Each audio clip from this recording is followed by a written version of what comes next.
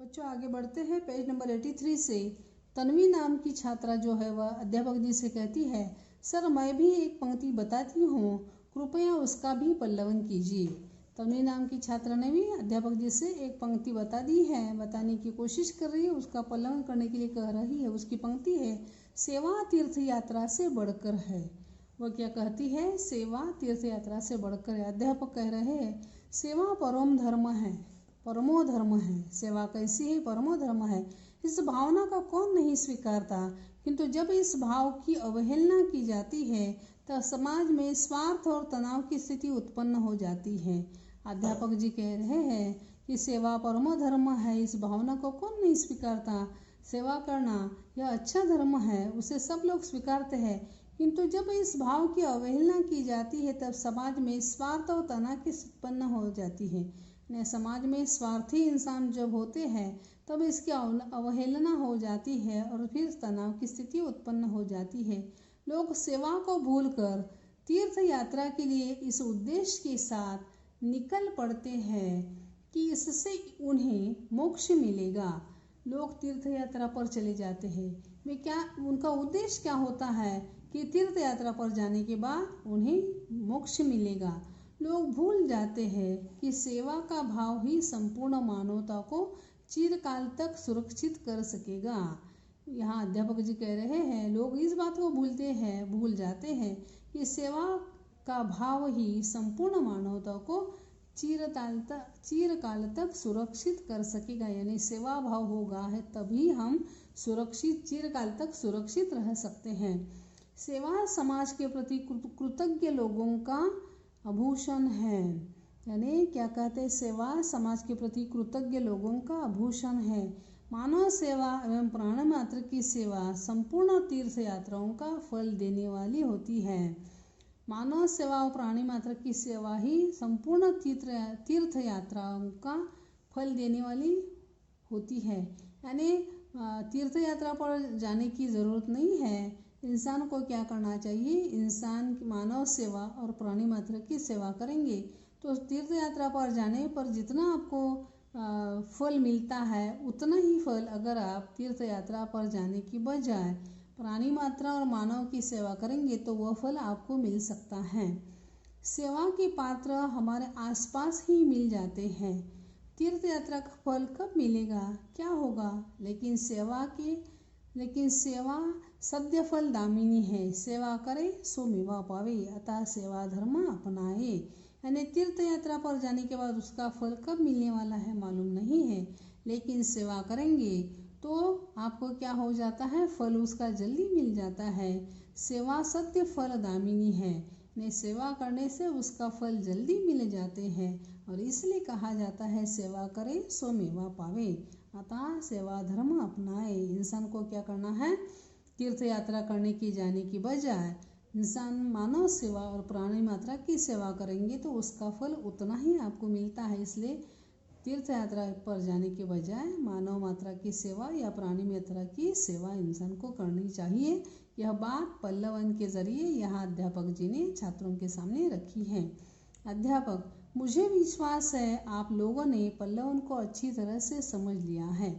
अध्यापक जी अब कहते हैं, अब मुझे विश्वास हो गया आप पल्लवन को समझ रहे हैं। अभी अच्छी तरह से चर्चा हो रही है हमारी, यानी पल्लवन के विषय पर अब हम सही दिशा में विचार विमर्श कर रहे हैं, चर्चा कर रहे हैं। अब आप यह समझ ही गए कि पल्लवन मतलब जैसे बीज से पेड़ यहाँ अध्यापक जी छात्रों को समझा रहे हैं। पल्लवन का आप समझ रहे हैं, जैसे पल्लवन का मतलब है बीज से पेड़, पेड़ से पल्लव, पल्लव से डालियाँ विकसित होती है। यानी बीज से पेड़ बनता है, पेड़ से पल्लव हो जाता है और पल्लव से डालियाँ विकसित होती है। उसी प्रकार भाषा में भी पल्लवन होता है। बहुत सुंदर उदाहरण अध्यापक जी ने यहाँ छात्रों के सामने रखा हुआ है कि पल्लवन का कैसे समझ है, यह समझाने की कोशिश अध्यापक जी ने छात्रों के सामने की है। आपने पल्लवन के लिए अच्छे उदाहरण दिए, लेकिन भक्तिकालीन निर्गुण विचारधारा के संत कबीरदास को आप भूल गए। यहाँ अध्यापक जी कहते हैं कि आपने पल्लवन के लिए बहुत अच्छे उदाहरण दिए हैं मुझे, लेकिन भक्तिकालीन निर्गुण विचारधारा के संत कबीरदास को आप भूल गए। मैं उनके दोहे पर एक पल्लवन तैयार करूँगा, आप ध्यान से सुनिए। अध्यापक जी यहाँ कबीरदास के दोहे पर पल्लवन कर रहे हैं और छात्रों से कहते हैं कि यह आप ध्यान से सुनिए। विद्यार्थी जी सर, कबीरदास जी के दोहे का पल्लवन सुनने में हमें आनंद ही मिलेगा। विद्यार्थी अध्यापक जी से कहते हैं कि अगर आप कबीरदास जी के दोहे पर पल्लवन सुना रहे हैं तो उससे हमें बहुत खुशी होगी, उस दोहे से हमें आनंद ही मिलेगा। अध्यापक सुनिए। जो तो को काटा बोए ताही बोई तू फूल। अध्यापक जी ने कबीरदास जी का एक दोहा लिया हुआ है। वह दोहा इस प्रकार है, जो तो को काटा बोए ताही बोई तू फूल। देखिए क्या कहते हैं पल्लवन के जरिए अध्यापक जी। संसार में शुभ चिंतक कम होते हैं, यानी संसार में दूसरों का भला सोचने वाले लोगों की संख्या बहुत कम होती है। अहित करने वाले या हानि पहुंचाने वाले अधिक, यानी संसार में दूसरों का बुरा करने वाले या दूसरों को नुकसान पहुंचाने वाले लोगों की संख्या ज़्यादा होती है। दूसरों का कल्याण शुभ चिंतन करने वाले लोगों की संख्या कम होती है, लेकिन दूसरों को हानि पहुंचाने वाले लोगों की संख्या संसार में ज़्यादा मात्रा में दिखाई देती है। ऐसे व्यक्तियों के प्रति क्रोध आना एक स्वाभाविक प्रतिक्रिया है। अध्यापक जी कह रहे हैं कि ऐसे व्यक्ति के प्रति अगर आपको क्रोध आता है, गुस्सा आता है, तो यह स्वाभाविक प्रतिक्रिया है। दूसरों का बुरा करने वाले लोगों के प्रति इंसान के मन में हमेशा क्रोध तो आता है और यह स्वाभाविक बात है। साधारण व्यक्ति यही करते हैं, यानी सामान्य लोग जो होते हैं वे ऐसा ही करते हैं। अहित करने वाले का हित तो सोचना, कांटे बिछाने वाले के लिए फूल बिछाना, मारने वाले को क्षमा करना एक महान मानवीय विचार है। अध्यापक जी यहाँ समझा रहे हैं अहित करने वाले के प्रति हित सोचना, यानी अगर कोई आपका अहित कर रहा है और आप उसी का हित कर रहे हैं। कांटे बिछाने वाले के लिए फूल बिछाना, यानी वाकई कांटों को नहीं बिछाना है, फूलों को नहीं बिछाना है, बल्कि अगर आपको कोई नुकसान पहुंचा रहा है, आपको मुसीबत में डाल रहा है, ऐसे इंसान के साथ आप अगर अच्छाई से पेश आते, यानी फूल बिछाना। आपका बुरा करने वाला इंसान होता है, उसके साथ आप उसका कल्याण चाहते हैं, हित चाहते हैं, उसकी अच्छाई चाहती है, उसे कहा जाएगा फूल बिछाना। मारने वाले को क्षमा करना एक महान मानवीय विचार है। न आपको अगर कोई मारने की कोशिश कर रहा है तो आपने उसे क्षमा कर दिया, माफ़ कर दिया, तो यह विचार ऐसे है जो एक महान मानवीय विचार है। यानी एक महान मानवीय विचार करने वाला इंसान ही इस प्रकार बर्ताव करता है। कोई आपको नुकसान पहुंचा रहा है तो आप इसका कल्याण करने के बारे में सोचते हैं।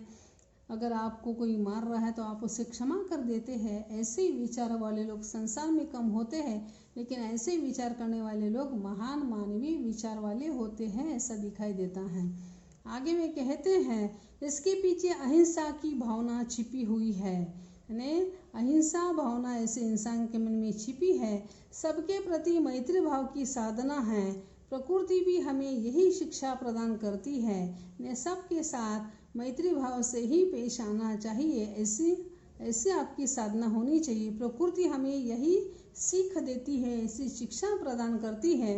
इसके अनेक उदाहरण मिलते हैं। वृक्षों को ही देखिए, पत्थर मारने वाले को वृक्ष फल देता है। यह बहुत सुंदर उदाहरण अध्यापक जी ने बता दिया है। अगर आप पेड़ को पत्थर मारते हैं तो पेड़ आपको फल देता है, वृक्ष आपको फल देता है। निष्पीड़न करने वाले को सरसों उपयोगी तेल देती है। पत्थर पर घिसा जाने वाला चंदन सुगंध और शीतलता देता है। पत्थर पर अगर आप क्या करते हैं, पत्थर पर अगर चंदन घिसते तो आपको सुगंध और शीतलता मिलती है। शत्रु को मित्र बनाने, विरोधियों का हृदय परिवर्तन करके उन्हें अनुकूल बनाने का यही सर्वोत्तम और स्थायी उपचार है। शत्रु को अगर मित्र बनाना है, विरोधियों को अगर उनका हृदय परिवर्तन करना है, तो उन्हें अनुकूल बनाने का यही सर्वोत्तम और स्थायी उपचार है कि हम उत्पीड़क को क्षमा करें, जो हमारा अपकार करता है हम उसका भला करें। उसके मार्ग को निष्कंटक बनाए, उसमें फूल बिछा दे। फूल बिछाने वाला सदैव लाभ में रहता है, कांटा बिछाने वाला स्वयं भी उसमें उलझकर घायल हो सकता है। सदैव लाभ में रहता है, कांटा बिछाने वाला स्वयं भी उसमें उलझकर घायल हो सकता है।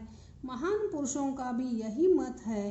अतः हम अपकारी के साथ उपकार करें, यानी भला दूसरा कोई भी कैसा ही हमारे साथ बर्ताव क्यों न करे, हमें उसके साथ हमें अच्छा ऐसे पेश आना है। और महान पुरुषों का भी यही मत है, हम अपकारी के साथ उपकार करें।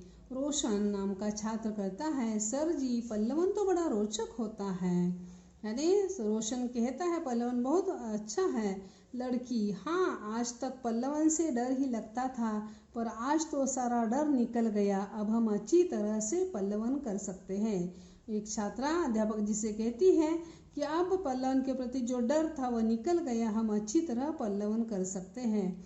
गीत, जी सर आपका बहुत बहुत धन्यवाद। फिर से पल्लवन विषय का सविस्तर पुनरावर्तन कराकर विषय से संबंधित सारी आशंकाओं को आपने दूर किया। गीत नाम की लड़की कहती है, आपका बहुत बहुत धन्यवाद। पल्लवन विषय सविस्तर पुनरावर्तन कर आपने जो हमें संबंधित सारी आशंकाओं को आपने दूर किया। शीतल, जी सर मैं पूर्ण प्रश्न पत्र को आसानी से लिखकर अच्छे अंक प्राप्त कर सकती हूँ, यह आत्मविश्वास अब मुझे प्राप्त हो गया।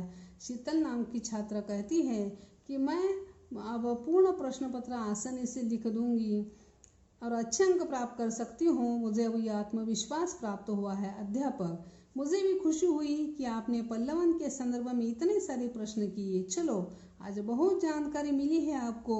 साहित्य की ऐसी ही रोचक जानकारी हम लेते रहेंगे। अब हम अपनी इस चर्चा को विराम देते हैं। अध्यापक जी कहते हैं, पल्लवन के संदर्भ में आपने बहुत अच्छे सवाल पूछे, मैं बहुत खुश हूँ। आज बहुत जानकारी मिली आपको भी, और साहित्य की रोचक जानकारी हम लेते रहेंगे। अब हम इस चर्चा को विराम देते हैं। अब छात्र हम यहाँ रुक जाते हैं।